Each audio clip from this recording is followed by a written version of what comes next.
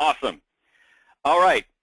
So today we are going to talk about, you may hear some little voices in the background. That is my my almost 5-year-old daughter hanging out in the background.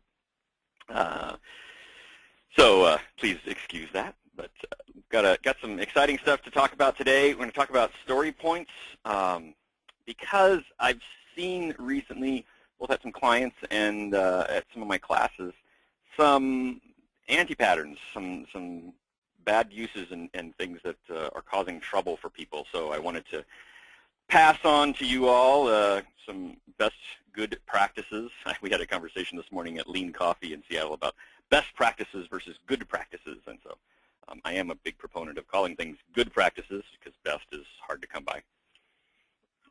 Who knows what's best for us?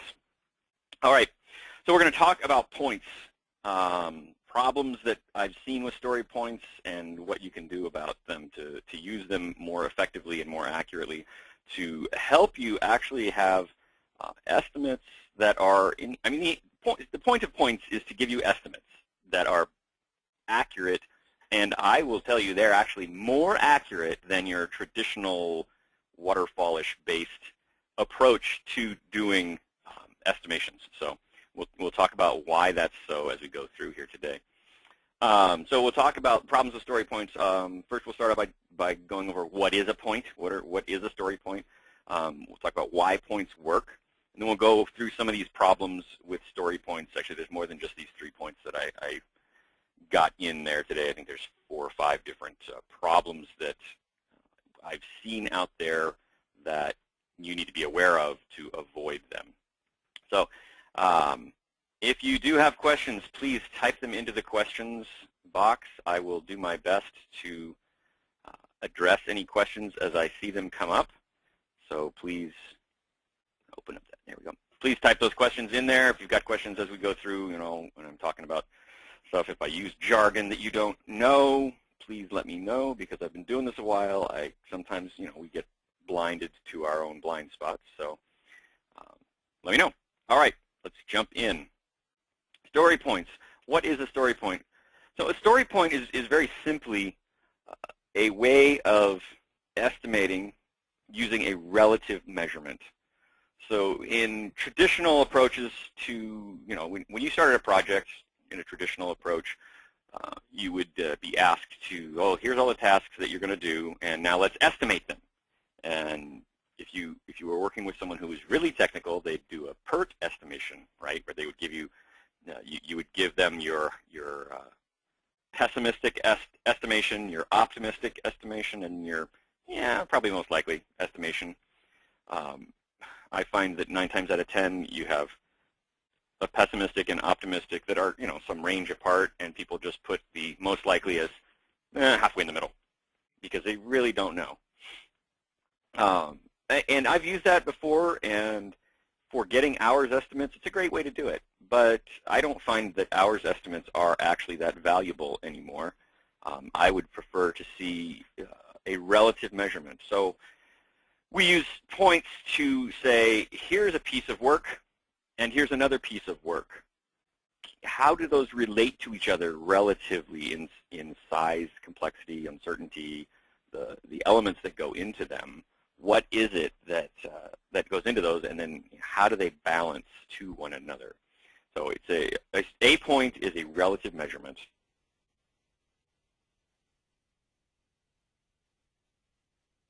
of size, complexity, and uncertainty. But size, complexity, and uncertainty is an important concept for you to get, and we'll talk about that later. So why do points work? Well, they allow you to compare disparate items, right? So if you have a type of work A and type of work B, you can have the team estimate those, and even though they're completely different types of work, you will be able to compare them apples to apples, and then as a business, you can make decisions on what should be in or what should be out or what should be delivered earlier or later, depending on the points value of it, the size, complexity, and uncertainty about that. Points work well because We usually estimate them with a group activity, and we'll talk about a couple of different types of group activities to do that estimation, but you get the wisdom of the group. And that's not to say that there isn't wisdom in individual learnings. There's studies on both sides that say, well, people can come up with more creative solutions if they go away on their own versus being in a group. But this isn't about coming up with a new idea, right?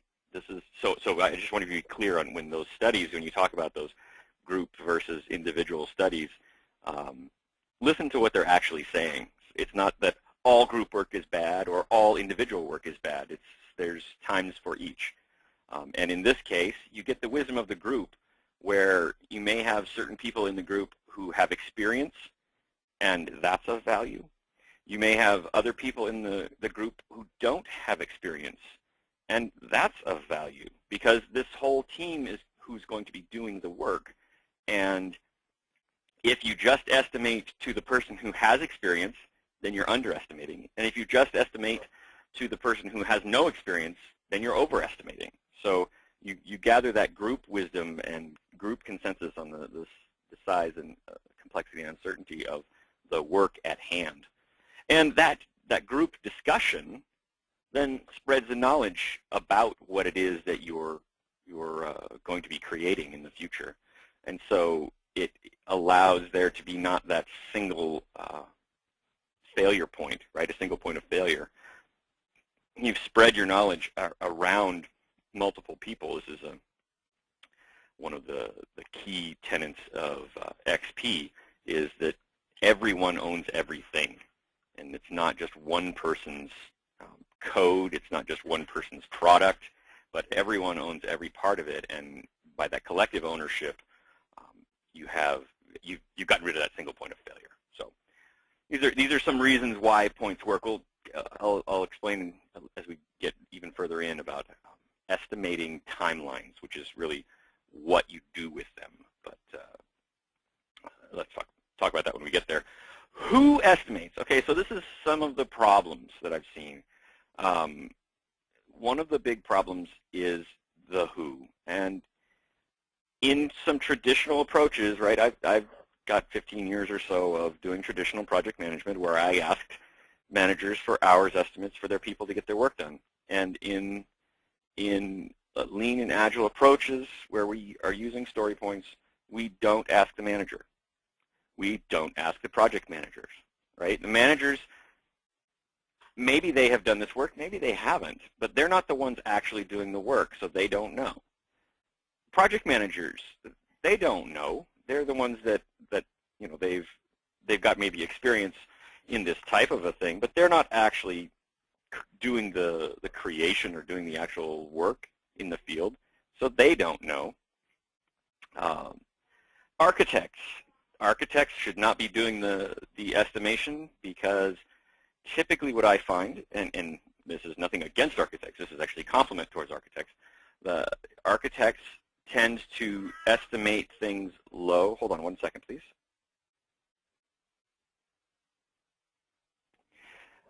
Architects tend to estimate things low, not because they're being cruel or whatever, but because they're really smart people and they really understand the intricacies of what's going on. And to them, a lot of things are very simple. But then you've got the person who's actually hands-on keyboard who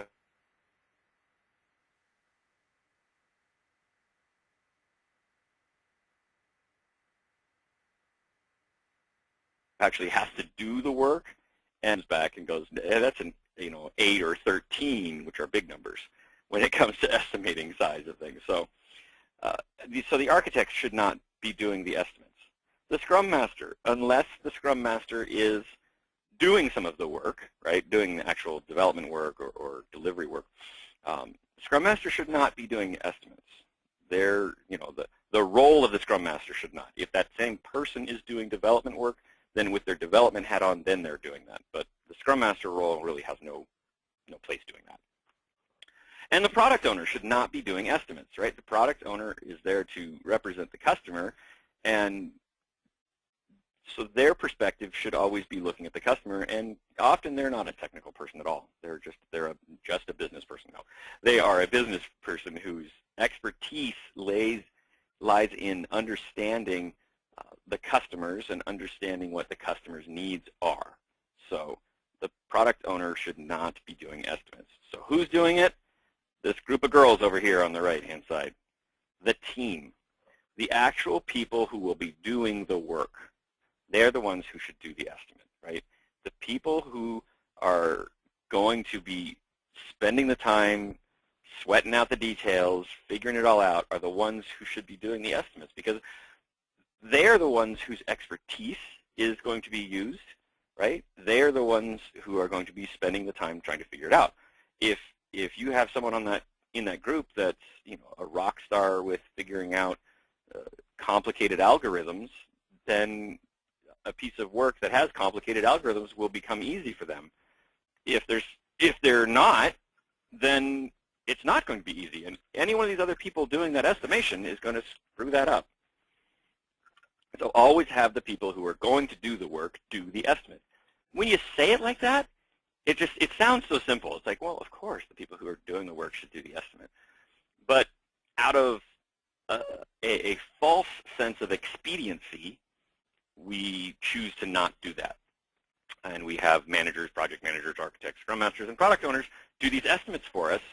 And because we don't want to disrupt the people who are, you know, doing the work, we don't want to take, you know, waste, quote, quote, waste their time.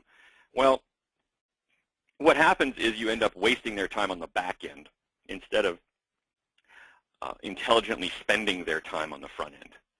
So please don't do that. Let the people who are doing the work do the estimates, all right? Beat that dead horse. So what's included? You've heard me say it multiple times.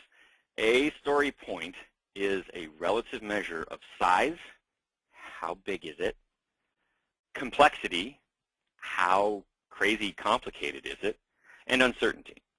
So you balance that, and do you estimate for each of those? No. It's a mental balancing game that you kind of go, yeah, that's a really big piece of work. It's not really complicated, but I just got to slog through a whole bunch of stuff in order to create that piece of work. And I'm pretty sure I understand it. So something like that gets, you know, one sizing, and then something else that's, it's not really big, but boy, that's a really complicated bit of calculation that we're going to have to do in order to figure that out. I'm not really sure how we do that. So then in that case, complexity and uncertainty go up. And that could be actually sized the exact same size as the previous story I was describing, yet they're sized that way for different reasons. So you can see then how you can compare things that are in the future, things that are in the current, things that are well-defined and things that are not well-defined. You can compare them all with this relative measure. So what's included? So size, complexity, and uncertainty of what? Everything. Okay, so if a story should include the elements that go to create whatever feature it is that they're creating. So it should include in there any architecture that needs to be done, any user experience design that needs to be done, any testing that needs to be done. Needs to include everything. Hence my picture of the kitchen sink, right? One of the problems that I have seen, and you know, sometimes you can't get away from it, is teams that will create siloed stories. Okay, so we're going to create one story that's creating the UX for this, and then we'll create another story, the user experience UX, another story that's actually doing the development work for this piece of work, and then we'll create another story that's testing it.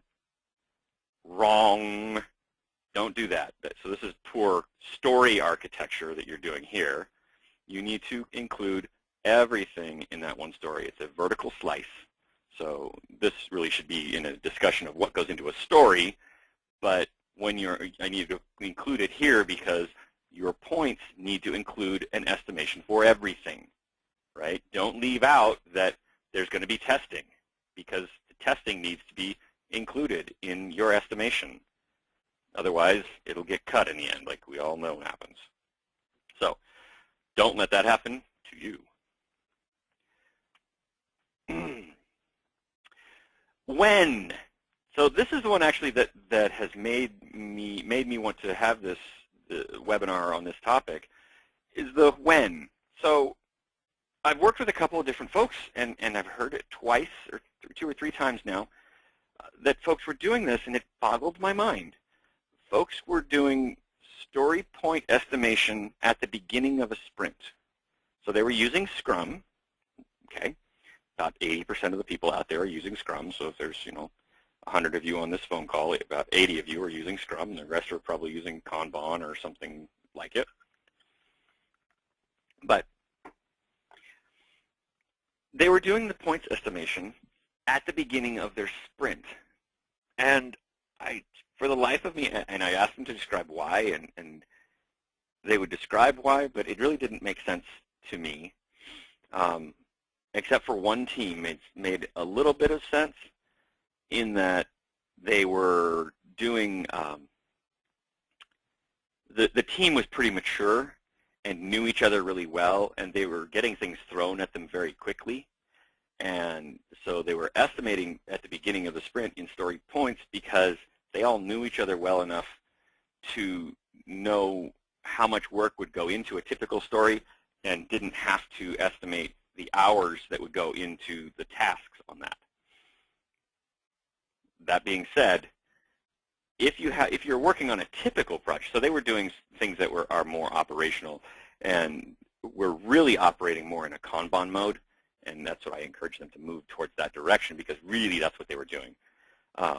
If you're using Scrum, the point of points is to be able to look at the work that you have in the backlog, and this group I was describing didn't really have a backlog. It was so fast coming at them.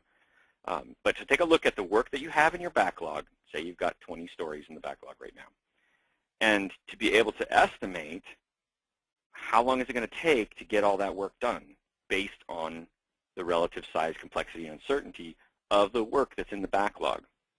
So when should you do that? Well, this is kind of a flow that I typically go through with customers.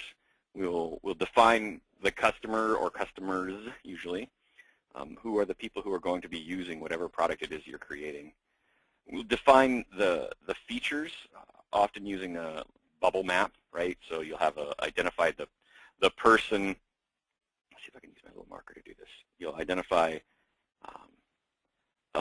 a persona, right? So here's the person that's you've identified, and then off of that you'll identify, okay, so this person would use, how would they use it? Well, they might approach it to order new software. They might order a book online, or they might, this is, Amazon or something. They might order music. Okay, so then if they were ordering a book, then they might order a hard book, or they might order a soft book. And then, so you'd write that in these bubbles here. And then, okay, if they were ordering the soft book, they might order it, through one way, through yeah, whatever. So you come off of here with bubbles. Maybe this is ordering it straight through Amazon, and this is ordering through an Amazon partner, or however you wound up structuring that. So that's just one idea of how you would identify the features, right? So this is just creating a bubble map of that. Then I would tend to create a story map, and we could go through a whole class on how you do story mapping, but that it takes these ideas of features, creates individualized stories, right, and then lays them out on how this person over time on a horizontal mapping, how they would interact with the system. So they'd log in, they'd browse, they'd select, they would check out, do credit validation, enter shipping information, blah, blah, blah. So you have all those individual stories across here. And then on a vertical basis, you'd say, well, and then they might actually, so they check into the site, and they might actually sometimes go back and purchase something different. And they might then also, less frequent than adding something to their cart, they might actually delete something out of their cart And so on a vertical basis here, you put stories on their frequency of use. So you have a user come in, the things on the top are the things that they use most commonly. The things that flows on the bottom are the things that they would use less frequently. Oh, sorry, dropped my phone there. The things that they would use less frequently, and that gives you a mapping of the stories on, lets you see a flow of how they work. At that point, I would then, identify our release one, which is, these top whatever stories that is our number one release. And then I would definitely points estimate these, right? I might point estimate the stories that are in release 2. I wouldn't be up here, but things that are in release 2. And then I would use T-shirt sizes to estimate the rest, because stuff that's way the heck out here, you really don't know very much about, and it's going to be very hard to do an estimate, and you'd actually end up wasting a lot of time doing estimates on things that are likely not to happen. So you'd spend a lot of time, energy, and effort doing estimates for stuff that you don't really want to spend that time, energy, and effort thinking about. So the things in release 1, maybe release 2, depending on how close it is. If it's, within the next 3 to 6 months, I would do the release 2, and then T-shirt size the rest of it. And then as you go through time, as you've developed your release 1, you're starting to move towards the release 2 or release 3, you start to have what I call story time.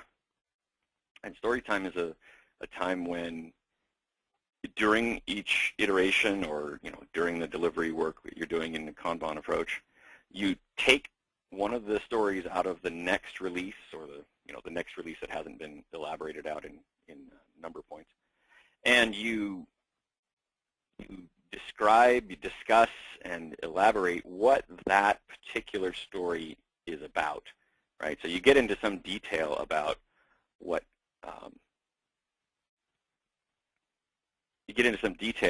goes into that story, and then you can do an estimate, a numbers estimate on that using the normal points poker approach. That is the way I would do it, and trying to keep this out, at least 6 months, because what you're doing is allowing yourself to be able to forecast, guess out there. This forecast is accurate as the weather, people. You notice in the weather they give you, the next 5-day forecast. The next 2 days they'll give you really quickly. They can give you that. 5-day forecast, it gets a little sketchy. 10 days out there. The next month, they're not even willing to go there. We should be doing the same kind of thing with your estimation, right? The next 2 months worth of work, yeah, we can probably, next month I can definitely give you that. Next 2 months, we can get pretty close. Next 6 months, we can maybe get some estimations out there. After 6 months, I'm doing T-shirts, because T-shirt sizes, small, medium, large, extra large sizing, instead of using more detailed going into points, because there's just too many unknowns out there. You just don't want to spend the time to get way into the detail. Do that in story time as you get closer, right? Because there'll be more knowns clarified out of those unknowns over time. I hope that makes sense. So if you do it this way, and you points estimate your backlog, then you're able to do the estimation that allows you to see into the future and actually get the huge value that points can get for you. All right. So the question, how are points estimated? There's really 2 common ways to do points estimation. One is using points poker, where everybody has a little deck of cards, or little written on the back of a 3x5 card, whatever is a Fibonacci number. So the numbers in the Fibonacci sequence of 1, 2, 3, 5, 8, 13, on and on. Usually don't go past 13. you use these, you play poker, right? You read about the card, you discuss it as a group, and then as a group you count off 1, 2, 3, and you show what you believe the size is as compared to your benchmark. You do in points poker is figure out what's a baseline, right? What's a 1? What's the smallest piece of work that we have known in this backlog? And that'll be our 1 basis. And from there, we'll estimate out larger. I don't want to make this a class on how to do points poker, but just a quick understanding of you set a baseline. This is my baseline. I compare everything to 1, and then you show your estimates based on that. Wideband Delphi is very similar, but what it does is the Delphi technique is where you get estimates from multiple experts, and you scrub the estimates so that it's not clear. You're not able to see who did what estimate, so you're not biased by some expert or some non-expert in the group. So Wideband Delphi is a similar approach that says instead of showing my card, I write a number on a piece of paper and I pass it secretly to the facilitator, whoever that is, who then shuffles up all the cards so that no one knows which estimates came from whom, and then they lay them all out. It's an interesting approach, but it really makes it difficult to get to the discussion that really is the value you get out of points poker, right? When you play points poker, you initially discuss as a group, and then you show your estimate. You know, okay, I estimated it at a 13, and everybody else estimated it as a 5, except for one person who estimated it as a 3. Okay, well, me as the 13 and that other person as the 3 need to explain why I think it's so big and she thinks it's so little. And that discussion really is where some of the value in this approach of points poker comes. When you do the Wideband Delphi, you can still have that discussion, but, well, if somebody thinks it's really big and then you have the discussion and one person's arguing that it's really big, and you've lost the anonymity that you were trying to gain with the Delphi technique. So I don't see it being hugely valuable as a different approach, but I guess some people use it. If you use it, let me know, and let me know what value you find out of it. I'd be really interested to hear. So those are your 2 techniques that I've seen used for determining points estimates. Please do not have one person do your points estimates. You lose all of the value that you get from collaboration through the discussion, through everyone understanding the common code, the common basis for everything. So I already went over that, but don't do it. How are points used? Points are used for a lot of different things, but really the integration. I was typing fast just before this. I added this slide. That should say estimate for iteration, not integration. Thank you, spell check. Estimating work for an iteration. So as the team gets going and has a velocity of whatever, then that team, then you're able to figure out how much work you're able to get execute in the next iteration by using the velocity, right? I'll show you on the next screen. Estimating release plans, right? So you're able to then also show, well, here's our velocity, and with this velocity, we're able to meet this deadline, and here's the things that will be the stories that are currently planned to be in that release. Product owner, is that okay with you? And they'll, say yes or no. And estimating progress, you're able to say, well, we have completed, 300 points, and you can see exactly where that puts us. We had planned on, at this point, the ideal burn-up line shows that we should be completed with 350 points, so we're behind schedule. Boom, you can just see it very clearly. Or we're supposed to have completed 200 points, and we're 100 points ahead. So estimating progress, are we going to meet this release plan that we've estimated out here? All right. So how do you use story points? One of the big anti-patterns or problems that you should have a self-defense approach to is when your team starts to think of points equaling hours. That's a big no-no. And the reason is if you make points equal to hours, and if you're not a developer, bang, the exclamation point equals means not equal. If you make points equal to hours, then you lose the whole dynamic nature of points and the value that you get from being able to estimate with a dynamic schedule indicator. So look, time is not directly associated with a point. Time is a function, right? It's a derived function. It's an f of x. Time is points divided by your velocity. So if you have some number of points and you know that the team can deliver, if you have 50 points and you know the team can deliver 10 points per iteration, you know it's going to take 5 iterations.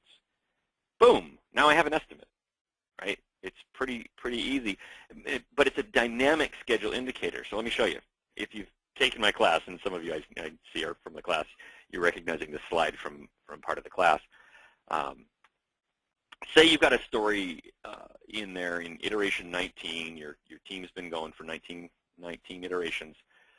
You've got an 8-point story, and the team has a velocity of 16 points per 2-week iteration. Cool. Okay. So what does that tell us? Well, if time is a function of the number of points divided by the velocity, and the velocity is 16 points per iteration, then I can see that time is equal to 1/2 of an iteration, or 5 days. You see how that works? I had 16, 2 points per 10 days. Half of an iteration is half of 10 days. That's 5 days. Pretty simple. So now we're in iteration 25, and we have another 8-point story, story Y. But the team has been working together for a while, right? They're more efficient. They've gotten to know, they've written all this software, and so they understand, say it's a software team, they understand the product. They understand each other and how they do things, right? If you're the database person and I'm the front-end developer, then a conversation that in iteration 19 took 2 hours about, okay, how are you developing that database and what are the interfaces and how do I extract data and display, blah, blah, blah, blah. We spent 2 hours discussing that in iteration 19. Iteration 25 comes along and I go, hey, are we still doing it the same way we did in iteration 19? Yeah. Oh, no, this has changed. Oh, okay, great. So a 2-hour conversation turns into a 15-second conversation.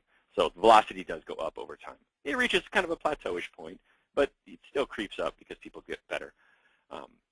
Anyway, so we've got now a velocity of 20 points per 2 weeks, but we've got an 8-point story. So what does that mean? Well, 8 points divided by, because time is a function of points over velocity, 20 points per iteration means it's 4/10 or 4 days. Can you see how that changed that? So because my velocity has gone up, my ability to deliver has shortened up, right? I'm able to deliver in a shorter amount of time more work. Let's take a look at this Excel spreadsheet here. Oops.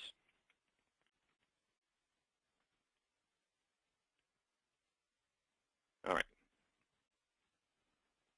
So can you all see this little spreadsheet over here on the side?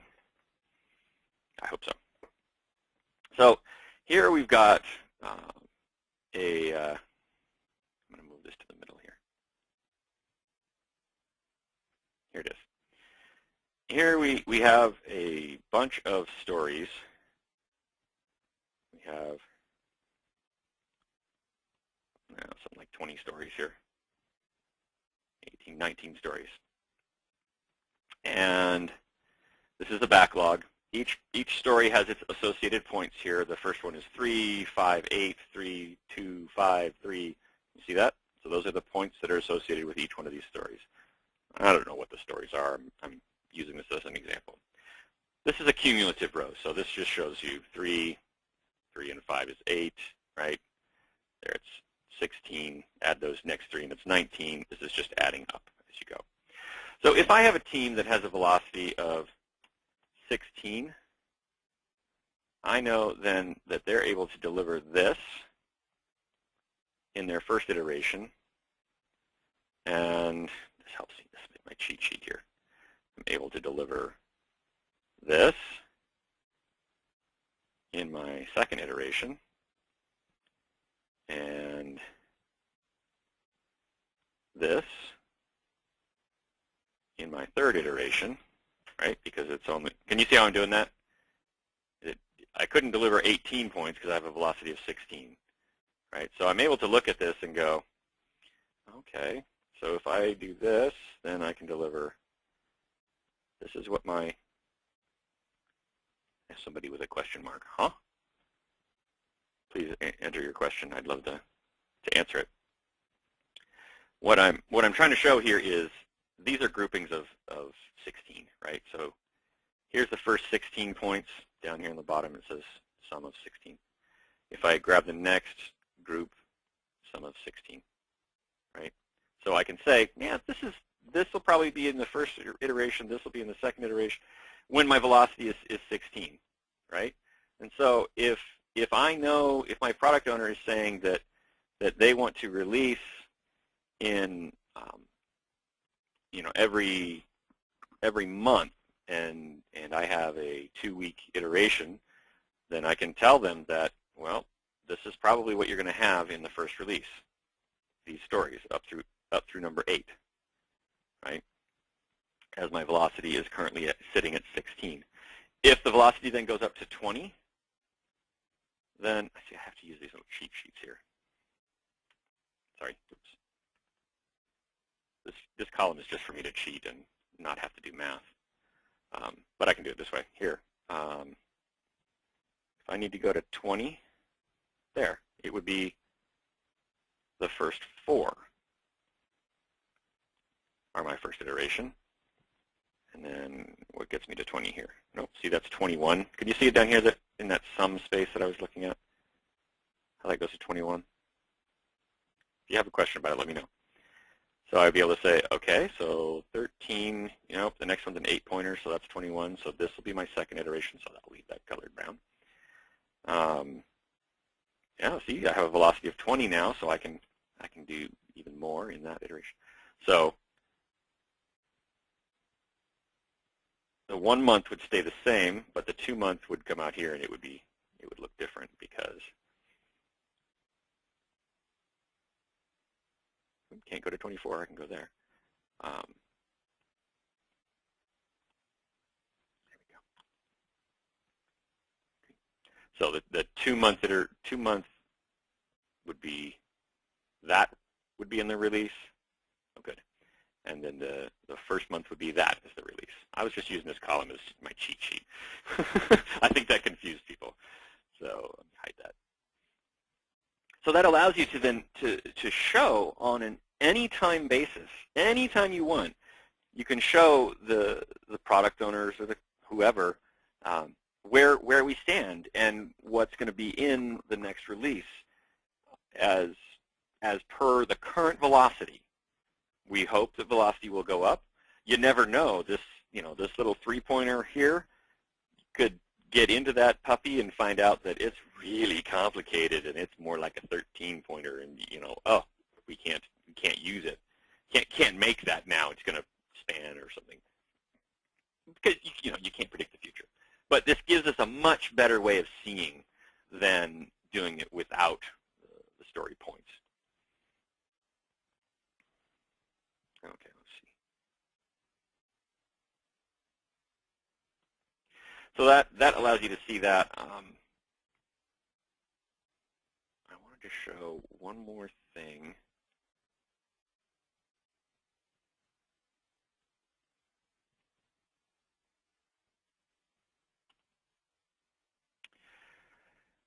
and this is from one of the slides from my classes.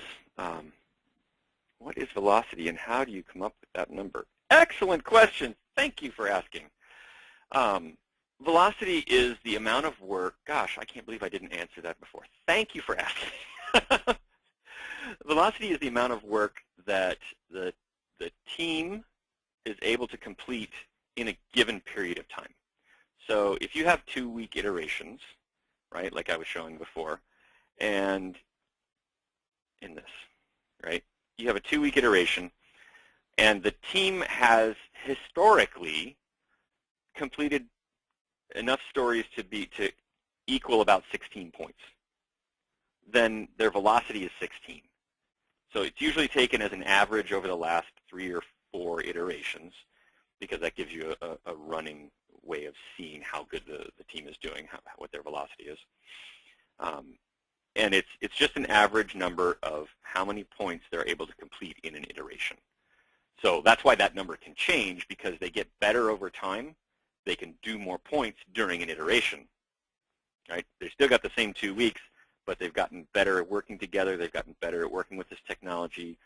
They've gotten more comfortable with the customer requirements and what they're developing, and so their velocity goes up. Velocity, the speed of consumption. Okay.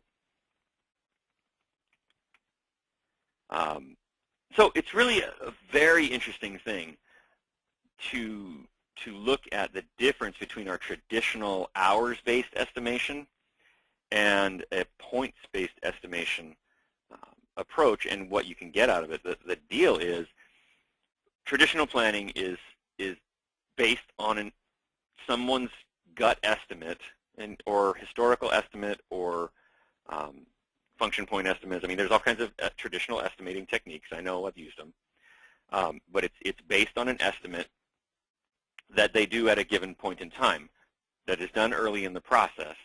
And because it's based on their estimate done early in the process, it becomes less accurate over time. Can you understand why? If I ask you to estimate all the work in a 2-year project, right, which you've been asked to do, haven't you? Give me an estimate on all these tasks that it's going to take you to do in the next 2 years to get this work done. And so you do it. You do this estimate. But what happens? You start, as you get to the work, the work in the next month, great. I can give you estimates like detailed.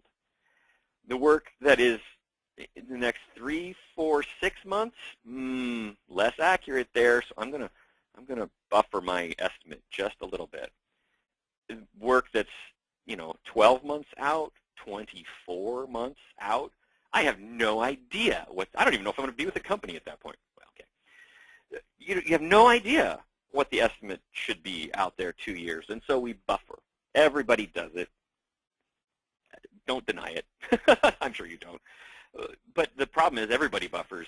So the person making the estimate buffers, and then the project manager with their estimate buffers, and then the product owner buffers, and then what happens is you've got all these layers of buffer, and it gets up to a VP for pricing and for approval, and they cut it because they know that there's all kinds of buffer in there, that everybody's buffered it, but they don't know how much. So they just randomly cut 50%. Okay, bring it in half that. Okay? If you're using a points-based approach with velocity, then there's no need to pad anything, because A, you could do those stories at any given time, and B, it becomes more accurate over time. Well, how does it become more accurate over time? Well, as those estimates that you had in your traditional approach become more buffered as time goes, as you go out in time, right? You're estimating close for the first 6 months, and then more buffer out there. So now it's 6 months into the project, and we're starting to rely on those estimates that you gave. Well, those estimates are buffered up. Those estimates are pretty inaccurate because you gave them 6 months ago, or 8 months ago, or a year ago, and they're very inaccurate, but we're still using them. Or, this is the way you have to do it, right? This happens all the time. We know that that's the problem, so let's re-estimate. Okay, so what do? We stop the project. We take everybody off the work that they're doing and have them go through the whole remaining project plan and re-estimate everything. Good night. 2 weeks later, they're finally getting back to the work that they had been on. It takes them another week to get back up to speed in what they were doing, just because it's been 2 weeks that they've been out of it. And you've gotten another estimate that's going to degrade over time. Agile planning and points-based estimations get more accurate over time because that estimate that you've got is dynamic, and it doesn't need to be buffered because there's not an hours associated with it, right? So as your velocity increases or decreases, the estimation dynamically changes with that. So if you need a new estimate for the work, I can give it to you at any time. All I need to know is the team's velocity and the total in the backlog.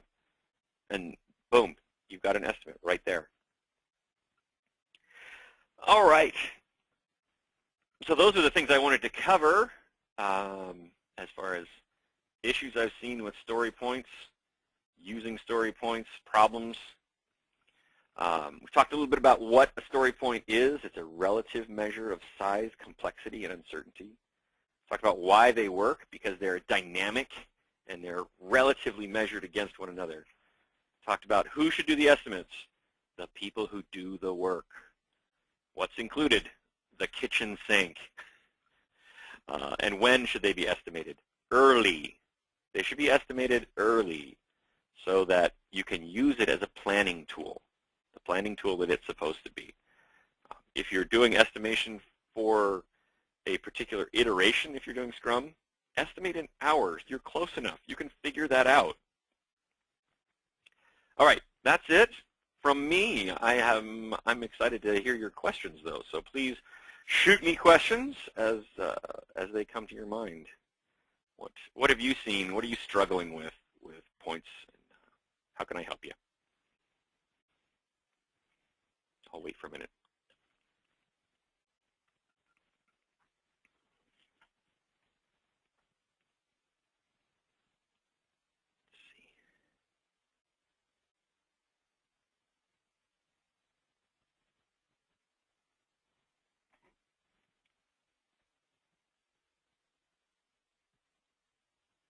Okay, here's the question. When a task of, say, 8 story points, you mean a story, when a story of 8 story points is picked up to be completed, how is this related to dev time or QA time?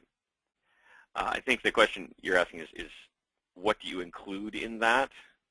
I'm not sure. If I don't answer this correctly, please clarify.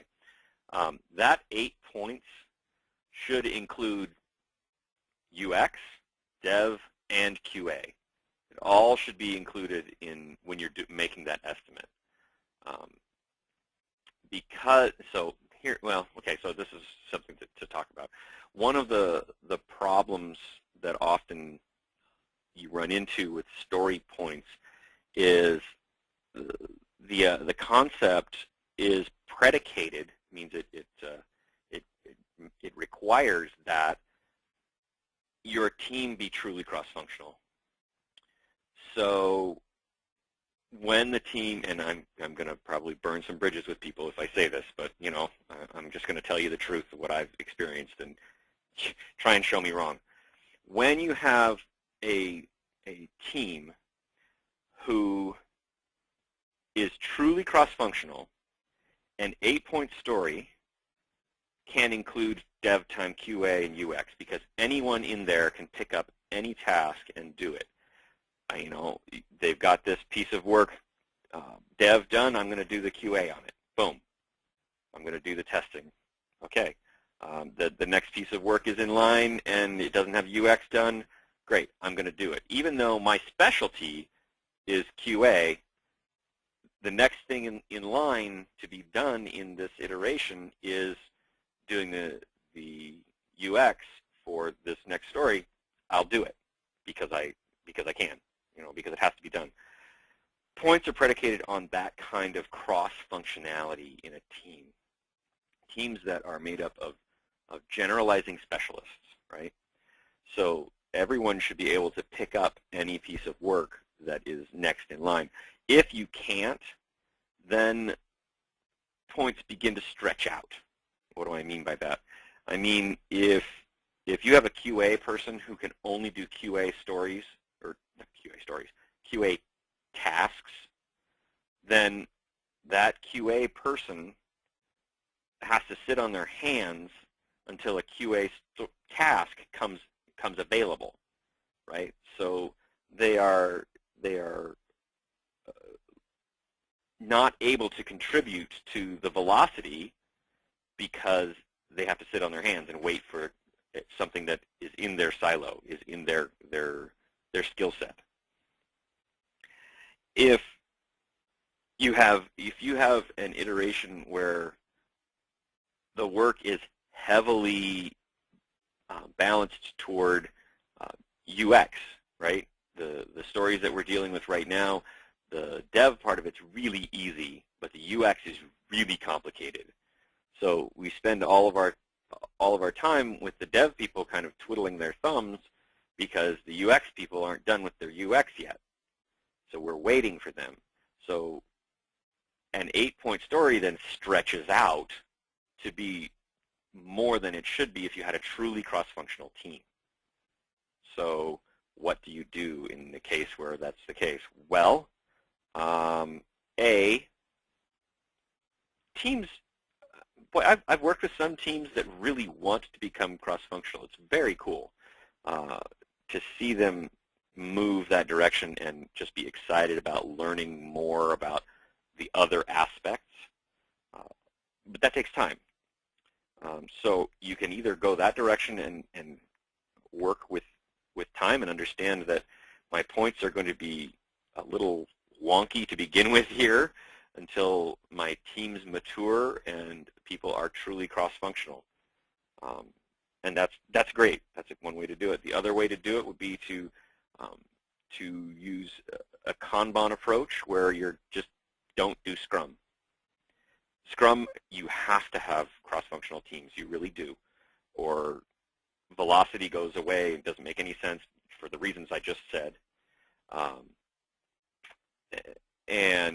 But in Kanban, you can get away with having non-cross-functional teams because you've got the columns where people are working in those individual columns.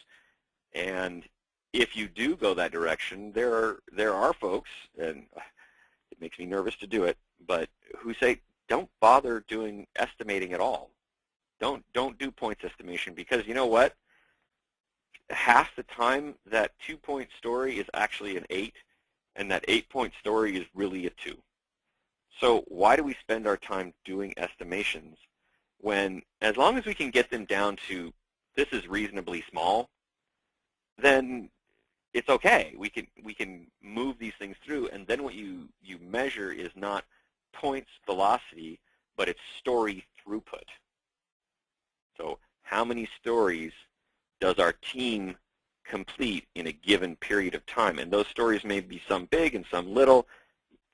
The idea is that over time life averages, and that's what happens in a Kanban approach where you don't do estimating of the stories that are going into it. You do, use a reasonableness, right? If something's freaking huge, you can see that. People aren't dumb, right? You can look at something and go, that's really big. Maybe we should break it down. And so that you use that reasonableness approach. So I hope that answers your questions about when a task of 8 points is picked up to be completed, how is this related to dev time and QA time? Hope that answers your question. Other questions about points? What are you running into? What do you have problems with?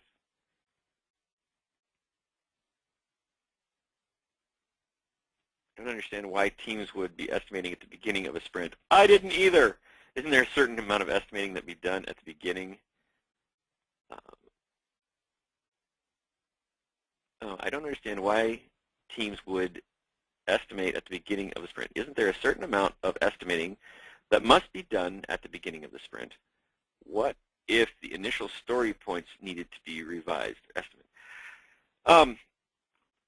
The work, so when you're using Scrum, what you do is you pull a story from the backlog that has been points estimated already. So you have a velocity of 20. So as a team, you grab the next 20 points worth, and you look at them and go, okay, technically, does it make sense? We can do these? Okay, we can do these 20 points worth of stories. Good. And then you take those stories, and maybe there's 3 or 4 stories that make up the 20 points, and you break those down then into the individual tasks that will make up that story, right? So I have to build a database. These tables, I have to build table 1 and 5 and 16, and I have to create this user interface, and I have to create this protocol interface between these 2 systems, and blah, blah, blah, blah, blah. So you have, 50 stories, 50 tasks that go into making up a story. Those tasks then are estimated in hours to validate that that 20 points worth is actually 20 points worth, right? That now that we're closer to it, we get a better estimate of I can estimate what's close to me very accurately. I can estimate what's far away from me less accurately. So now that I'm close to it, I do a much more accurate estimation of this work, and you estimate that in the hours. So the estimating that's done at the beginning of the sprint is the hours it's going to take to do the work that the team has taken on, right? And then during the iteration, I work with my team to do what I called story time, right? Where they're looking at the ones in the future and estimating those out there. So, oh, thank you. You're welcome. You're welcome. So we are at about 5 minutes after 1. If you have more questions, please feel free to email me. I'd love to answer them, and maybe something will spark the next conversation topic. As I went through it today, I was hitting on several issues with story cards, and so I'm thinking maybe next month we should address story cards. So I think we'll do that. Are these sessions recorded? Yes, they are, but I'm really horrible about posting them. So I will try and get this recording posted. All right. So hey, thank you everybody for attending, and I look forward to hearing from you during the week. All right, during the month. Thanks. Bye-bye.